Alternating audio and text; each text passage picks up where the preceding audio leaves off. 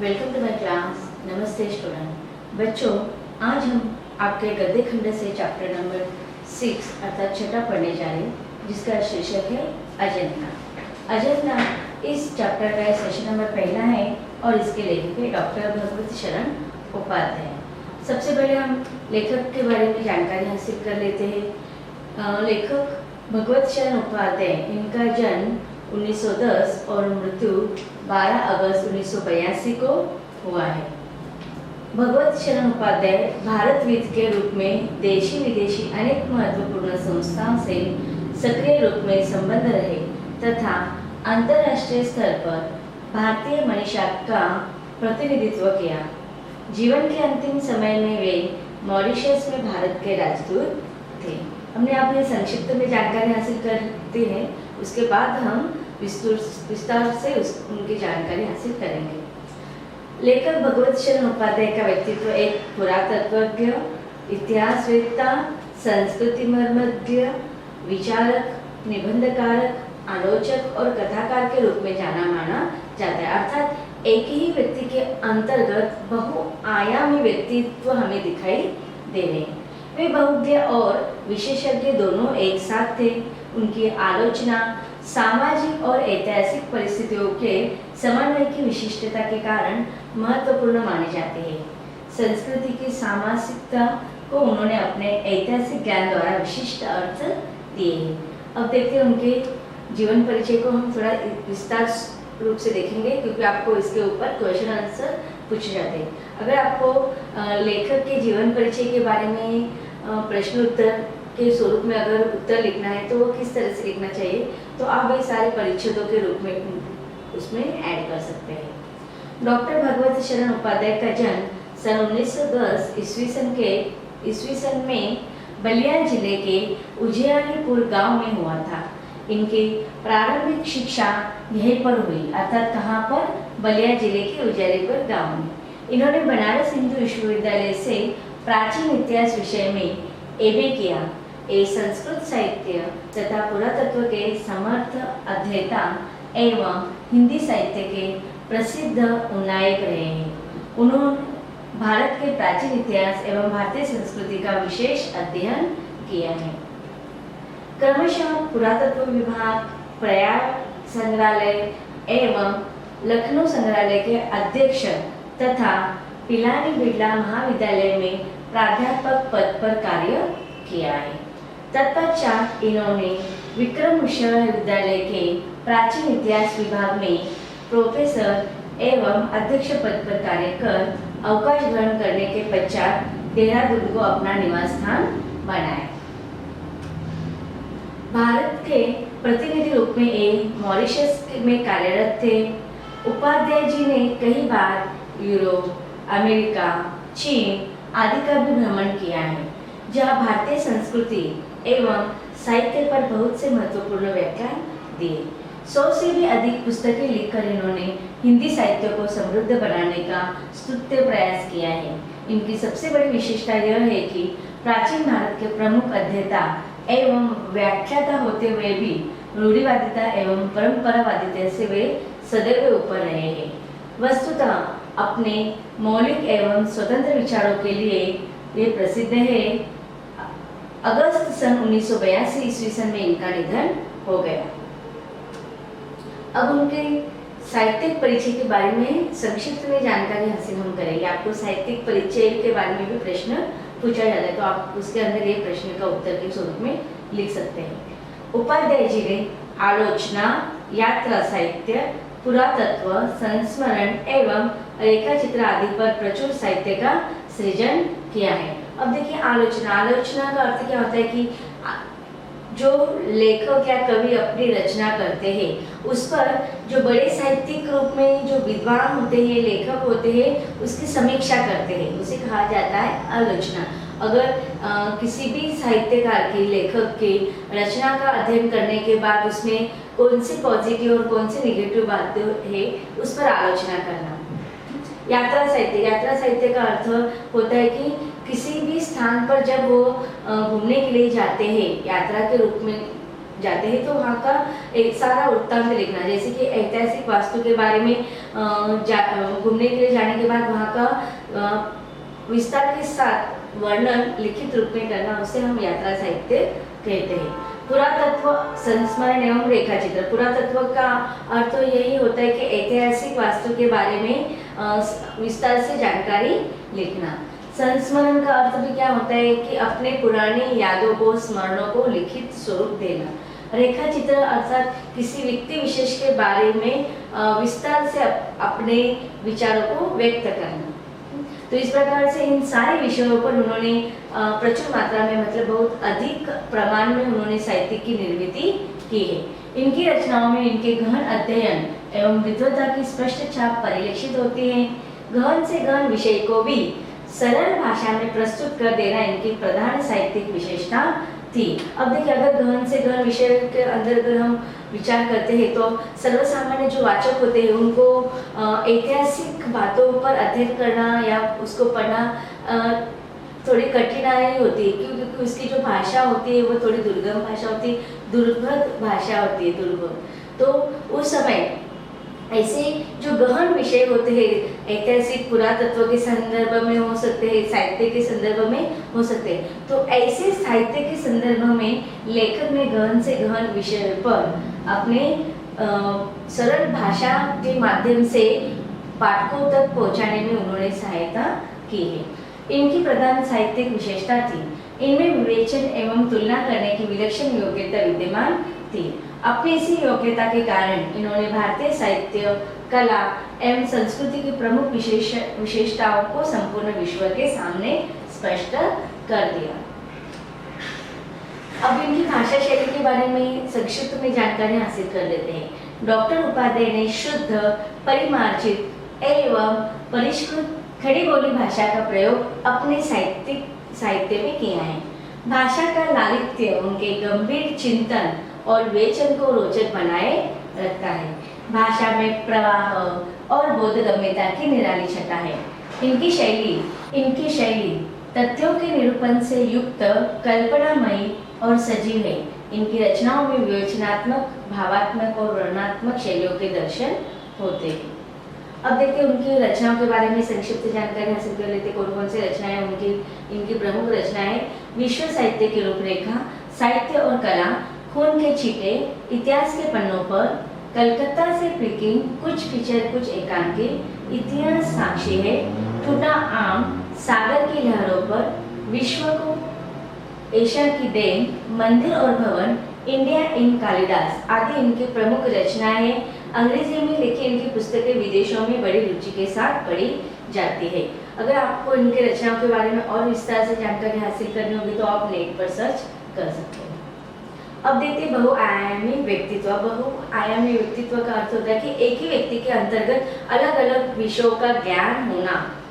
Doctor Bhagwati शरण उपाध्याय का व्यक्तित्व बहुआयामी है।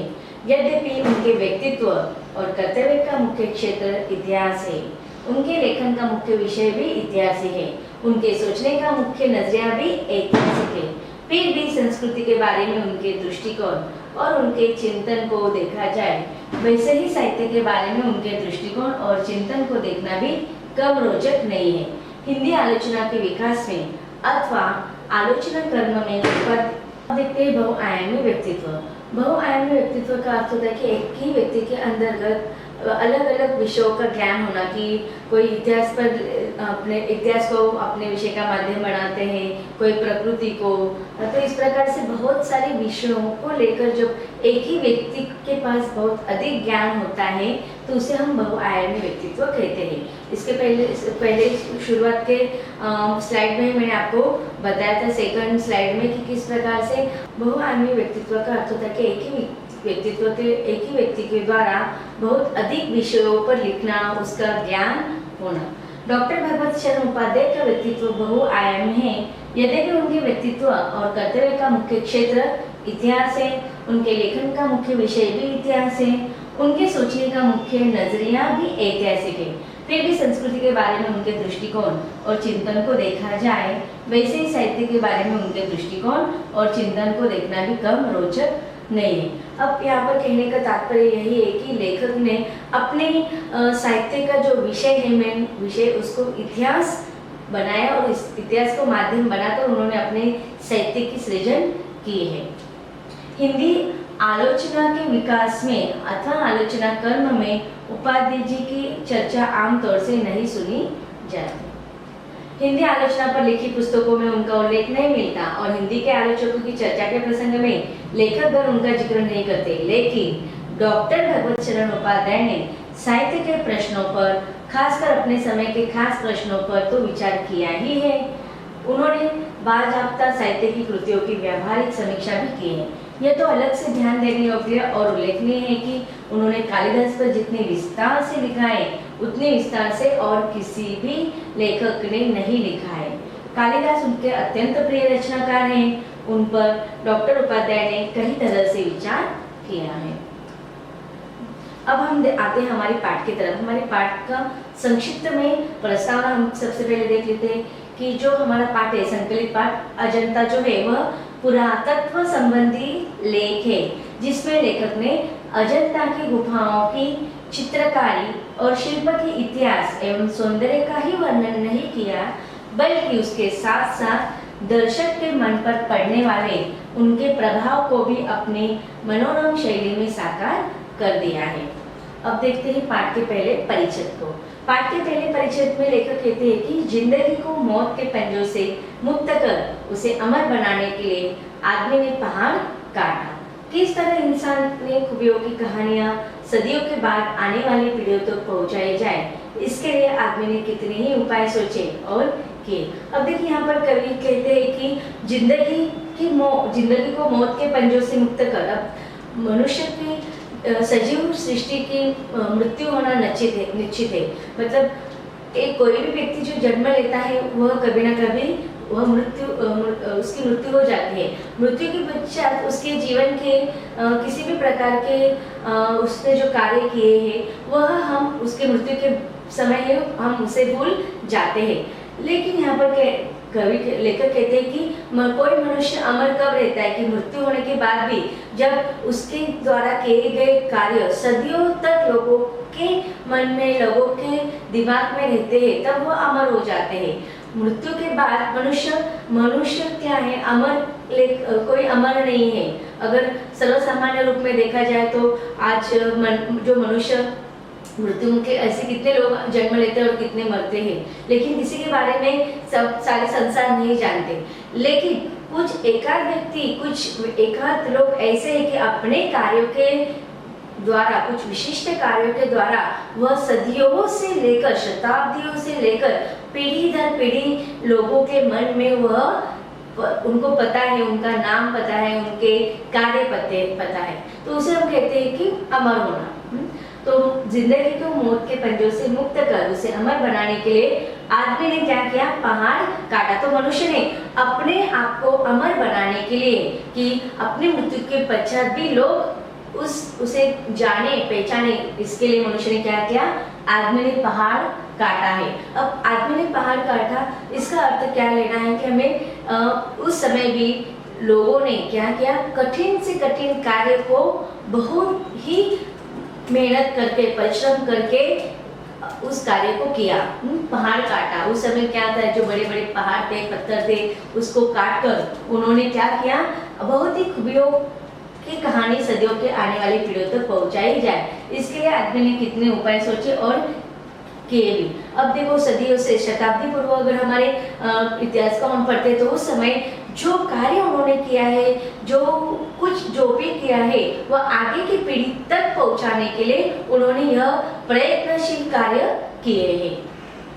उसने चट्टानों पर अपने संदेश को दिया। अब देखो किस प्रकार से वह अमर हुए कि बड़े बड़े चट्टानों, बड़े बड़े पत्थरों को काट कर उन्होंने अपने नाम लिखे, संदेश उन्होंने लिखा, जो कि शताब्दी के बाद भी आगे वाली पीढ़ी को उनके द्वारा किए गए नए नए खोज, नए नए सारे जो उन्होंने कलात्मक कार्य किए उनके बारे में पता चले। तो उस समय पूर्व क्या हुआ था कि लोगों ने पत्थर को काटकर, पत्थर को खोदकर उस पर संदेश लिखे, फिर तारों से, ऊंचे धातुओं से चिकने पत्थर के खंभे खड़े किए, तांबे और पीतल के पत्तलों पर अक्षरों के मोती बिखेरे और उसके जीवन मरण की कहानियां सदियों के उतार पर सरकती चली आ रही है, जो आज हमारी अमानत विरासत बन गई है। तो यहाँ पर कहने का तात्पर्य कि हमारे पूर्वजों ने जो कठिन कार्य उस समय के, जो खोज के, जो नए की शुरुआत उनके द्वारा की गई, जैसे कि पत्थर पर संदेश लिखना, तारों से ऊंचे जो धातु होते हैं, तरह तरह के तांबे पीतल के धातु होते हैं, उस पर पिघल कर उसको चिकना करना, पत्थरों को चिकना करना और उस पर खंबे बनाना, उस पर कलाकृतियां करना, तांबे और पीतलों के पत्थरों पर अक्षरों के मोती बिखर देना। तो यह सारी जो कहानियां हैं उनके जीवन मरण के, कि कब कौन से व्यक्ति का जन्म हुआ है, उसने क्या कार्य किया, उसकी मृत्यु कैसे हुई, यह सारे उन पत्थरों पर लिखा गया, उन धातुओं पर लिखा गया, तांबे और पीतल के पत्थरों पर लिखा गया। तो इस प्रकार का जो कार्य है वह सदियों से चलता आ रहा है और उसके आगे भी चलता रहेगा।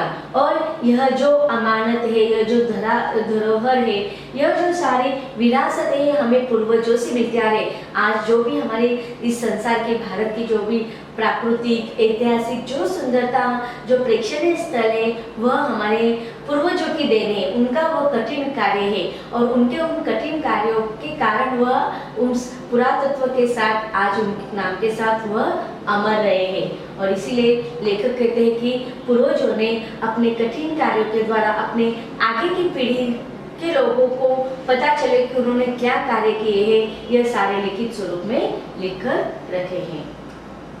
तो बच्चों, अब तक हमने पाठ की शुरुआत कर दी है। इसके अगले परिचितों को भी हम विस्तार से पढ़ेंगे, लेकिन इसके अगले सेशन में।